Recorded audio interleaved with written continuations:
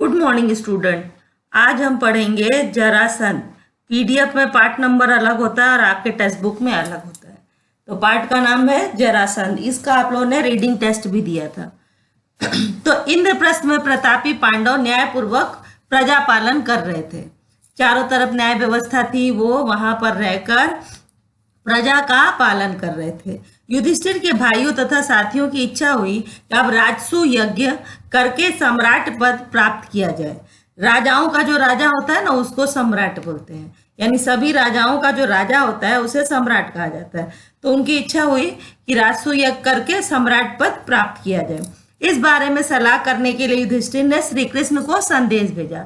जब श्री कृष्ण को मालूम हुआ कि युधिष्ठिर उनसे मिलना चाहते हैं तो तत्काल ही वो द्वारिका से चल पड़े और इंद्रप्रस्थ पहुंच गए।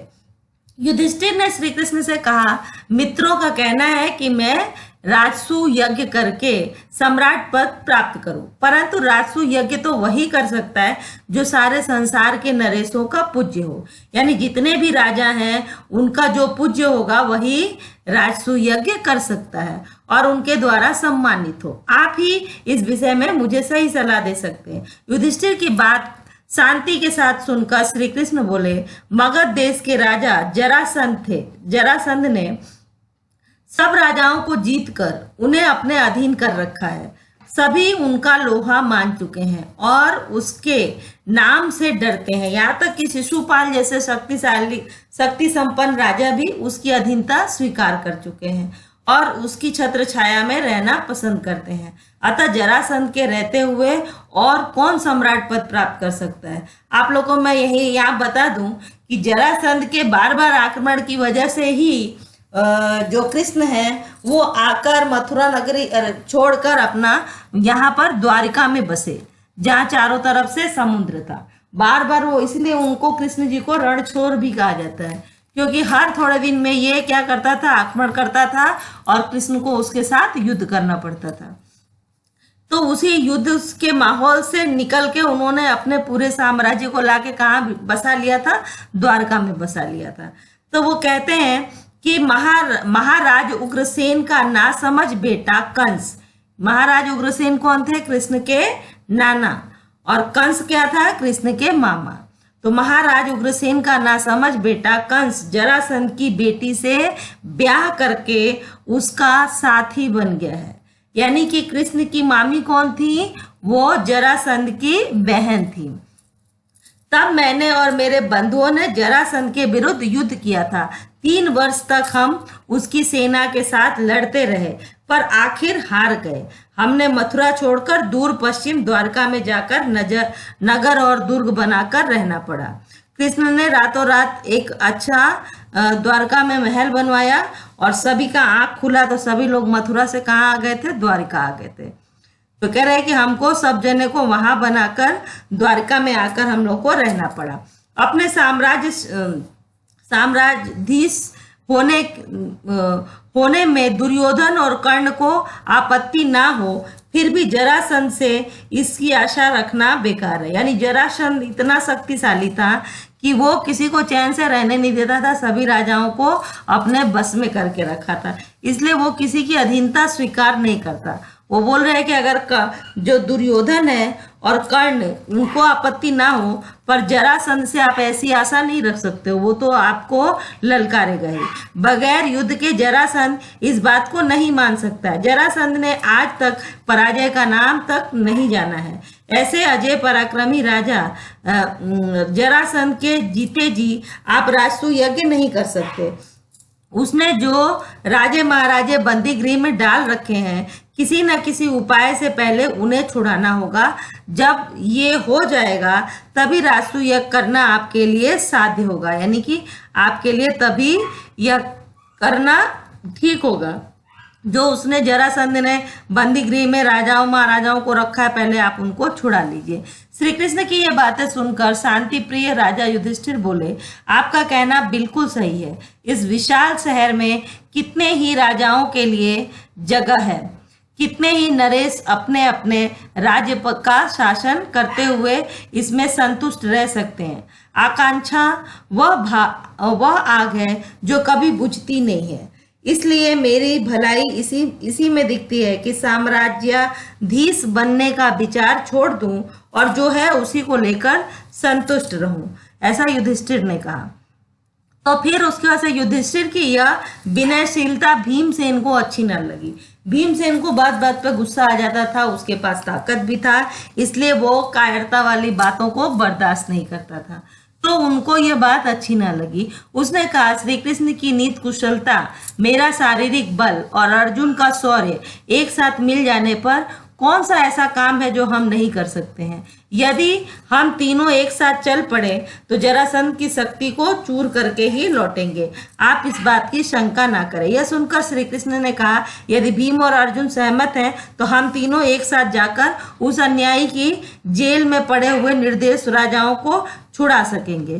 तो अब ये क्या हुआ, युधिष्ठिर ने बोला, परंतु युधिष्ठिर को यह बात ना जची। उन्होंने कहा, मैं तो कहूंगा कि जिस कार्य में प्राणों पर बन आने की संभावना हो तो उसके विचार तक को छोड़ देना ही अच्छा होगा। यह सुनकर वीर अर्जुन बोल उठा, यदि हम यशस्वी भरत वंश की संतान होकर भी कोई साहस का काम ना करे तो धिक्कार है हमें और हमारे जीवन को, जिस काम को करने की हमें सामर्थ्य है। भाई युधिष्ठिर, क्यों समझते हैं कि उससे हम ना कर सकेंगे। श्री कृष्ण अर्जुन की इस बात से मुग्ध हो गए, बोले, धन्य हो अर्जुन, कुंती के लाल, अर्जुन से मुझे यही आशा थी। अब क्या हुआ आप लोगों को मैं स्टोरी बता देती हूँ कि तीनों जने भेष बदलकर बलकल वस्त्र पहनकर वहां पर गए और जरासंध जो भी ऐसे ब्राह्मण आते थे व्रती लोगों जैसा वेश धारण किया कि जिसने व्रत धारण किया हो, सन्यासी बनकर वो लोग गए। और जरासंध की ये विशेषता थी कि जो भी इस तरह का ब्राह्मण आता था उसको वो यज्ञशाला में ठहराता था और उसके अनुसार ही व्यवहार करता था, यानी उनको जो चाहिए उस चीज की पूर्ति करता था। तो वहां पर क्या हुआ कि इन लोगों ने तीनों लोगों को जरासंध की राजधानी में पहुंचे, जरासंध ने कुलीन अतिथि की तरह उनका स्वागत किया, ठीक है, और उनको बड़े आदर के साथ जरासंध ने यज्ञशाला में उनको ठहरा दिया। जरासंध ने इस बात पर विश्वास कर लिया कि तीनों मेहमानों को यज्ञशाला में ठहराकर महल में चला गया। उसमें क्या था कि जब उसने जरासंध ने हमसे पूछा कि भाई उनके स्वागत में कि भीम और अर्जुन ने कोई उस समय जवाब नहीं दिया, सिर्फ कृष्ण बोले। और कृष्ण ने कहा कि ये दोनों मेरे जो साथी हैं वो उन्होंने मौन व्रत धारण किया है और आधी रात को ये व्रत खुल जाएगा, तो उस समय आकर आप इनसे बात कर सकते हैं। तो जरासंध ने भी सोचा कि चलो आधी रात को आके ही मैं इनसे बात करूंगा। तो जरासंध जब आधी रात को आया इनसे बात करने के लिए तो उसने देखा कि इन लोग का जो वस्त्र था वो बदल गया था, तो उसको आश्चर्य हुआ कि ये लोग कुछ ना कुछ ढोंग कर रहे हैं। तो इस पे लेके जरासंध का उसके साथ युद्ध छिड़ गया। उसने जरासंध ने कड़क कर पूछा कि सच सच बताओ तुम लोग कौन हो, ब्राह्मण तो नहीं दिखाई देते हो। इस पर तीनों ने सही हाल बता दिया और कहा कि हम तुम्हारे शत्रु हैं, तुमसे अभी द्वंद्व युद्ध करना चाहते हैं। हम तीनों में से किसी भी एक के साथ, तुम्हारी जिसके साथ इच्छा हो तुम युद्ध करने के लिए तैयार हो जाओ। तभी भीमसेन और जरासंध में कुश्ती शुरू हो गई। दोनों वीर एक दूसरे को पकड़ते, मारते और उठाते हुए लड़ने लगे। इस प्रकार पल भर भी विश्राम किए बगैर वे 13 दिन और 13 रात लगातार लड़ते रहे। यानी जरासंध और भीम का युद्ध 13 दिन और 13 रात लगातार होता रहा। और बार बार क्या है, भीम भी उठा के उसको पटकते।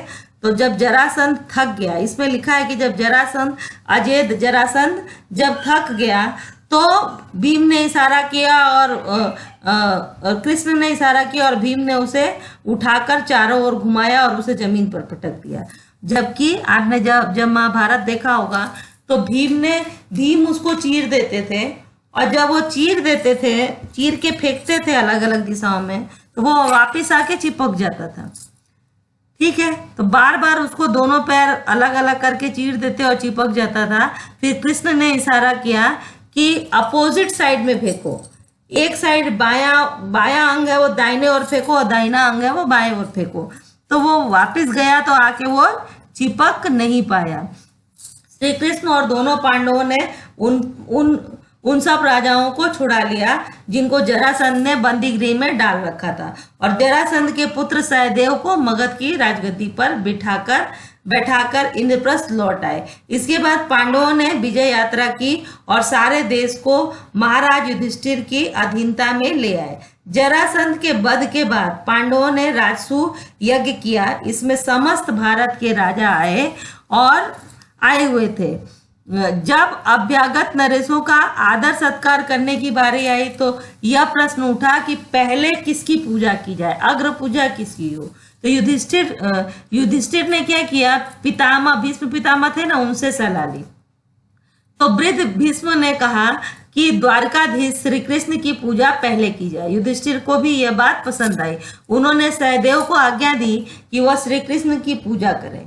सहदेव ने विधिवत श्री कृष्ण की पूजा की। वासुदेव का इस प्रकार गौरवान्वित होना चेदी नरेश शिशुपाल को अच्छा नहीं लगा। वह एकाएक उठ खड़ा हुआ और ठहाका मारकर हंस पड़ा। सारी सभा की दृष्टि शिशुपाल की ओर चली गई और ऊंचे स्वर में व्यंग बोलने लगा कि यह अन्याय की बात है। एक मामूली से व्यक्ति को इस प्रकार गौरवान्वित किया जाता है। युधिष्ठिर को यूं आड़े हाथों लेने के बाद शिशुपाल सभा में उपस्थित राजाओं की ओर देखकर बोला, उपस्थित राजागण, जिस दुरात्मा के कुचक्र रचकर वीर जरासंध को मार डाला, उसी की युधिष्ठिर ने अग्र पूजा की। इसके बाद उसे हम धर्मात्मा कैसे कह सकते हैं? उसने हमारा विश्वास नहीं रहा है। इस तरह शब्द बाणों की बौछार कर चुकने के बाद शिशुपाल दूसरे कुछ राजाओं को साथ लेकर सभा से निकल गया। राजा धीराज युधिष्ठिर नाराज हुए, राजाओं के पीछे दौड़ते हुए और अनुनय विनय करके उन्हें समझाने लगे। युधिष्ठिर के बहुत समझाने पर भी शिशुपाल नहीं माना। उसका हठ और घमंड बढ़ता गया। अंत में शिशुपाल और श्री कृष्ण में युद्ध छिड़ गया, जिसमें शिशुपाल मारा गया। राजसूय यज्ञ संपूर्ण हुआ और राजा युधिष्ठिर को राजाधिराज की पदवी प्राप्त हो गई। अब हम पढ़ते हैं इसमें जो लिखा है पाठ 14, शकुनी का प्रवेश। आपके बुक के हिसाब से एक चैप्टर वो आगे होगा। एक दिन युधिष्ठिर, शकुनी आप जानते हो कि कौन था, दुर्योधन का मामा था। तो एक दिन जब ये युधिष्ठिर थे वो सम्राट बन गए, राजसूय यज्ञ उनका सफल हो गया, तो चारों तरफ वो बात फैलने लगी। तो जब चारों तरफ वो बात फैलने लगी तो युधिष्ठिर की तरक्की को देखकर दुर्योधन को बड़ा जलन होने लगा। वो चुपचाप उदास मन से बैठा हुआ था और जब उसके मामा आकर उसके बगल में खड़े भी हो गए पर उसको मालूम नहीं चला कि मामा उसके बगल में आके खड़े हैं। तो उन्होंने पूछा कि भाई भांजे तुम क्यों इतने दुखी हो, किस बात को सोच रहे हो? तो उसने कहा कि चारों तरफ युधिष्ठिर की प्रशंसा हो रही है, तो ये इसमें मैं दुखी ना हूं तो क्या हूं? तो शकुनी ने समझाया कि बेटा देखो, अगर उसकी युधिष्ठिर की प्रशंसा हो रही है तो तुमको उसमें जलन करने की क्या बात है? वो अपना राज्य भोग रहा है, उसने जो किया है वो भोग रहा है, अपना राज्य का सुख प्राप्त कर रहा है। तुम्हारा राज्य अलग है तो उसमें तुमको जलन नहीं करना चाहिए। तो बोला कि सब जगह उसकी प्रशंसा हो रही है तो वो मुझे पसंद नहीं आ रहा है, तो मन कर रहा है जाके मैं उससे मतलब उसका राज्य वगैरह छीन लूं।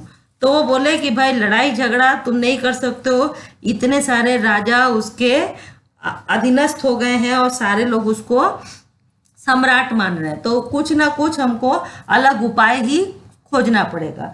तो उसने बोला कि ये जो युधिष्ठिर है वो चौसर का खेल पसंद करता है परंतु उसको खेलना नहीं आता है, तो उसको चौसर के खेल के लिए आमंत्रित करो और तुम्हारी तरफ से मैं खेलूंगा और उसको हरा के और पूरा राज्य हम लोग ले लेंगे, ऐसा उन्होंने बोला। तो शकुनी जो था दुर्योधन को सांत्वना देते हुए उसने ऐसा समझाया और फिर जाकर जो उनके पिता थे, दुर्योधन के पिता धृतराष्ट्र थे, उनके कान भरने लगा कि जिससे वो तैयार हो जाए और वो चौसर के खेल के लिए उसको बुलाएं। और उसने बहुत समझाया कि तुम्हारे पास इतने बड़े बड़े महारथी हैं, ये हैं द्रोणाचार्य, अश्वत्थामा, ये सारे लोग हैं, तो तुम अपने उसमें खुश रहो। पर इन सब चीज़ों का दुर्योधन पे कोई असर ना हुआ। तब उन्होंने सिखाया कि चलो चौसर के युद्ध में हम उसको बुलाते हैं, जो जुआ खेलना था चौसर का खेल खेलना था, उसमें हम उनको आमंत्रित करते हैं और तुम्हारी तरफ से जो है मैं खेलूंगा। अब दोनों मामा और भांजा मिलके धृतराष्ट्र को समझाने लगे कि उनको हम लोग निमंत्रण देकर बुलाते हैं और उनके साथ हम लोग ये खेल खेलते हैं। तो बहुत वो अंधे और बूढ़े धृतराष्ट्र को अपने बेटे पर अपार स्नेह था। शकुनी की बातों से वो सचमुच बड़े चिंतित हो गए और अपने बेटे को उन्होंने छाती से लगा लिया कि भाई बहुत दुखी है। तो बोले, बेटा मुझे तो कुछ समझ में ही नहीं आता कि तुम्हें किस बात का दुख हो सकता है। तुम्हारे पास ऐश्वर्य की कमी नहीं है, सारा संसार तुम्हारी आज्ञा पर चल रहा है, फिर भी तुम्हें चिंता काहे की। लेकिन शकुनी ने धृतराष्ट्र को सलाह दी कि चौसर के खेल के लिए पांडवों को बुलाया जाए। दोनों के बार बार आग्रह करने पर भी धृतराष्ट्र तुरंत उन्होंने हाँ नहीं कहा। वो बोले कि मुझे यह उपाय ठीक नहीं जच रहा है, मैं विदुर से भी इस पर सलाह कर लेता हूँ, वो बड़ा समझदार है, तो मैं हमेशा से उसका कहा मानता आया हूँ। उसने सलाह कर लेने के बाद भी कुछ तय करना ठीक होगा। पर दुर्योधन को विदुर से सलाह करने की बात पसंद नहीं आई। धृतराष्ट्र बोले कि जुए का खेल बैर विरोध की जड़ होता है, इसलिए बेटा मेरी तो यह राय है कि तुम्हारा यह विचार ठीक नहीं है, इसे छोड़ दो। दुर्योधन अपने हठ पर दृढ़ रहता हुआ बोला, चौसर का खेल कोई हमने तो इजाद नहीं किया है, यानी कि मैंने ही इसको तो नहीं बनाया है, पहले से चला आ रहा है, यह तो हमारे पूर्वजों का ही चलाया हुआ है।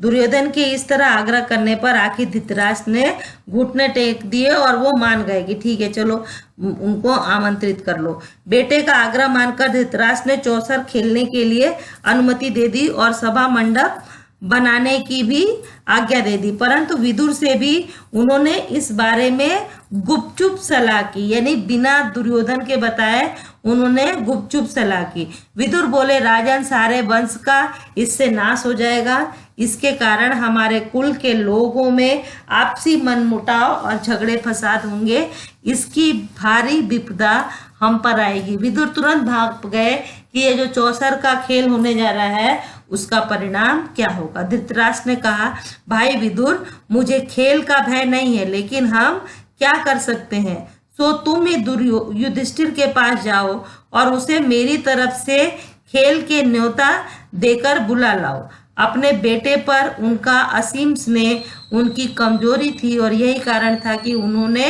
बेटे की बात मान ली। तो ये दोनों चैप्टर को मैंने आपको समझा दिया। इस वीडियो में इतना ही। आशा है आपको सब कुछ समझ में आ गया होगा। धन्यवाद।